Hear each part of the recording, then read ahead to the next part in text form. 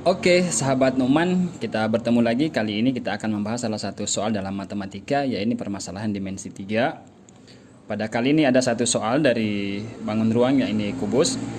Langsung saja, diketahui titik O merupakan perpotongan antara diagonal KM dan diagonal LN. Tentukanlah A kedudukan titik O terhadap garis KP, B kedudukan titik O terhadap garis KM.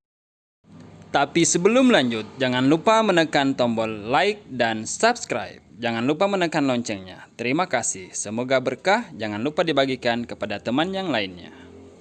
Soal ini langsung saja. Yang pertama kita harus buat dulu diagonal bidang KM. Oke, kita hubungkan. Oke.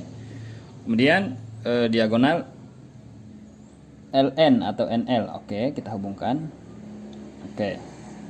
Titik O-nya di sini. Oke. Jadi titik O adalah perpotongan diagonal KM dan LN. Nah, kedudukan titik O terhadap garis KP, KP adalah ini. KP adalah ini, maka jarak kedudukan titik O, maka kedudukan titik O terhadap KP ini dikatakan jawab. Oke. Ini titik O dikatakan terletak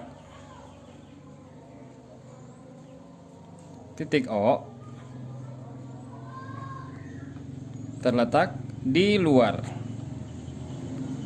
KP. Jadi kenapa di luar? Karena memang titik O ini tidak terletak di garis KP. Kemudian yang kedua, kedudukan titik O terhadap garis KM. Kedudukan titik O terhadap garis KM, titik O terhadap garis KM terletak.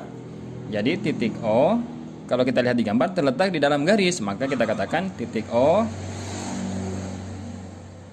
terletak di dalam garis KM. Baik sahabat Numan, dari contoh di atas kita kemudian bisa simpulkan bahwa dalam dimensi 3 itu, di dalam bangun ruang, ada dua kedudukan titik terhadap garis.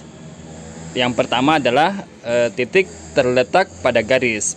Pada layar ini, pada video ini, perhatikan bahwa titik A dan titik B itu dikatakan terletak pada garis L. Kemudian kedudukan yang kedua adalah titik dikatakan terletak di luar garis, yaitu titik yang tidak dilalui perpanjangan garis tersebut. Pada gambar terlihat bahwa titik C itu dikatakan terletak luar garis L. Oke sahabat Numan, bangun channel ini dengan like dan subscribe. Kemudian kita pindah permasalahan yang kedua. Perhatikan balok A, B, C, D, E, F, G, H. Diketahui titik P dan titik Q merupakan titik tengah rusuk EF dan rusuk GH. Rusuk EF dan rusuk GH. Jadi titik P terletak pada rusuk titik tengah pada rusuk EF, makanya titik P. Kemudian titik Q merupakan titik tengah dari rusuk GH, maka di sini. Ya. Tentukanlah A kedudukan titik P terhadap bidang ABFE.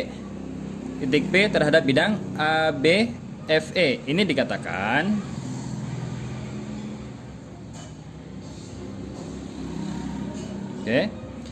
kalau kita perhatikan titik P ini terletak pada bidang ABFE, maka kita katakan titik P terletak